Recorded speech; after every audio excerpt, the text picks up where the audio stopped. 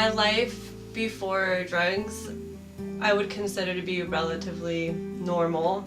I had a really strong relationship with my parents and my sister, and we were always doing fun things and fun family outings, and I feel like they always strive to just create really good and positive experiences for me.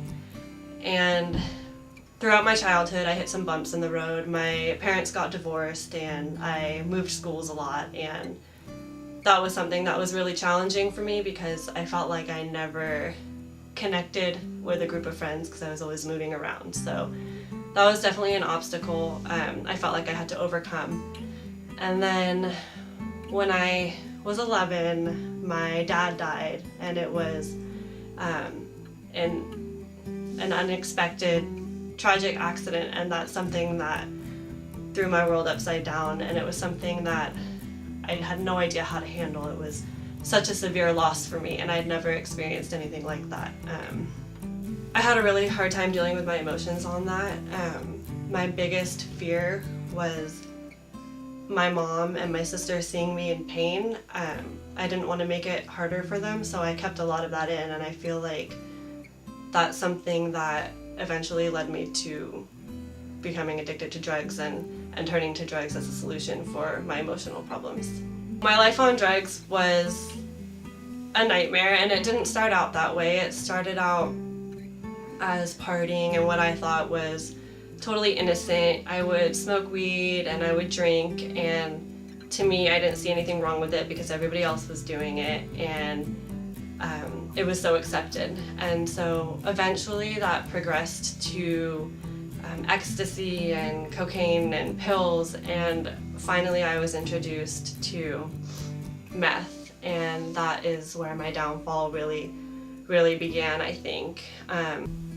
It took a hold of me right away, and the second I tried it, it was like I had found the solution to all of the problems I had ever had. It was immediate relief, and I couldn't really pinpoint it at the time, but all I knew was that I felt like I had found a missing piece of the puzzle, and so I continued to chase after that, and it progressively got worse and worse, and I found myself in situations that I never would have dreamed that I would have been in. I was engaging in criminal activity, and everybody around me, they were either overdosing and dying, or they were going to prison for the rest of their lives. And the scary thing about it is that it didn't stop me.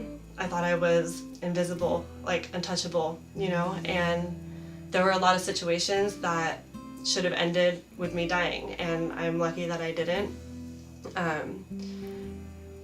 It was a constant struggle for survival eventually, and I felt like a slave, and there were times where I would literally lock myself in my bathroom with my bag of meth and my pipe, and I would be on the floor crying because I didn't want to do it to myself anymore. I knew there was nothing bright in my future down this road, and how badly I was hurting my family. And the scariest thing about that was that I could not stop. I was sitting there shaking and sweating and crying, and I couldn't do it. I couldn't flush my drugs down the toilet. And at that point I knew I had to change something, otherwise I was gonna die.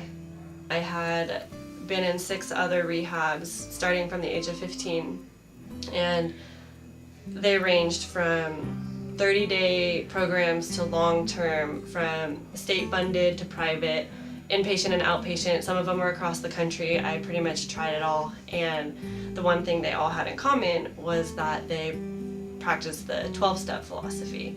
And a big part of that philosophy was that once you're an addict, you're always an addict, and you have to learn to live with this disease. And for me, I just couldn't wrap my head around that. I didn't understand how my success in sobriety was going to be dependent on my ability to cope with this disease that I didn't even believe that I had. So it wasn't real to me. I didn't believe it, and I feel like I couldn't fully give myself to those programs when I had such a different viewpoint. Within minutes of enrolling into these programs, each time I was put on a slew of medication, and I was given a diagnosis of depression and anxiety and put on anti-anxiety medications and antidepressants. And even in my fogged state of mind, I knew that I didn't have these conditions, and I knew that I was coming down off of drugs and that I had never dealt with my emotions or other problems I've had in life. And so it really confused me as to why they would be putting me on all these drugs instead of just handling the root of the problem. So I think that was a big reason why those programs didn't work for me. In October of 2004, I left one of the rehabs I was in, and at that time my mom presented my final option, the last thing she was willing to help me with, and it was such a different experience for me. The minute I got there, I just felt like I was in a completely different place than I had ever been before. I was welcomed by the other students, and the environment it seemed fun and uplifting, and it looked like people were actually having a good time, and there weren't white walls and doctors and pills. It was just a much more comfortable environment. And I got up to the detox area, and everybody was so nice and inviting, and there were times where I just wanted to be in my room by myself, and I felt sad and I felt depressed, and I was coming down off of all of these drugs, and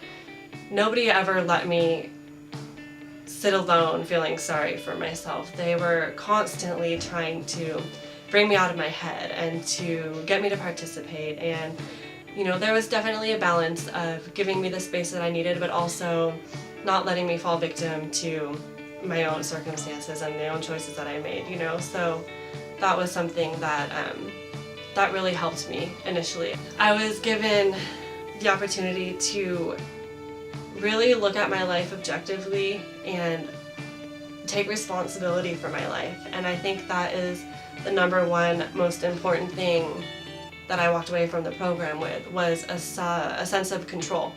And I was able to look at every aspect of my life from being a kid up until that present time, and I was able to figure out where I went wrong and figure out what I could take responsibility for that I had always blamed on somebody else. I had my life back under control.